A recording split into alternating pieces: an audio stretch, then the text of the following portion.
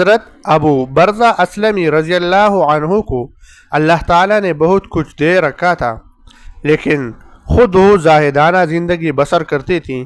زندگی بھر کبھی پرتکلف کھانا نہ کھایا، نہ قیمتی لباس پہنا، گھوڑے کی سواری بھی نہیں کرتی تھی۔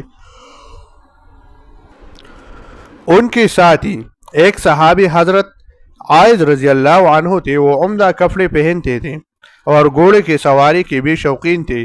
ایک شخص نے دونوں میں پھوٹ ڈالنے کا پروگرام بنایا۔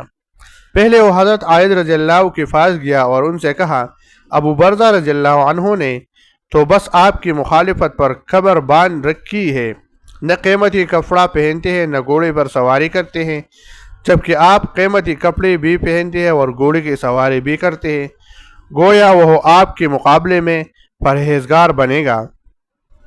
یہ سن کر حضرت عائض رضی اللہ عنہ نے فرمایا، اللہ تعالیٰ ابو برزہ رضی اللہ عنہ پر رحم فرمائے، آج کون ہے جو ان کی برابری کر سکے؟ ان کے اس جواب سے مایوس ہو کر وہ شخص ابو برزہ کے پاس گیا اور ان سے کہا، آپ دیکھتے ہیں عائض رضی اللہ کتنے ٹاٹ باٹ سے زندگی گزار رہے ہیں، قیمتی لباس پہنتے ہیں، گھوڑے کی سواری کرتے ہیں، ہر وقت آپ کو نیچا دکھانے کی فکر میں رہتے ہیں۔ ابو برزہ نے اس کے بعد سن کر کہا، اللہ تعالیٰ عائض رضی اللہ پر رحم فرمائے، آج ہم میں ان کے مرتبے کا کون ہے بھلا؟ یوں وہ اپنا سا منہ لے کر رہ گیا۔ حضرت ابو برزہ رضی اللہ عنہ نے 65 ہجری میں وفات پائی۔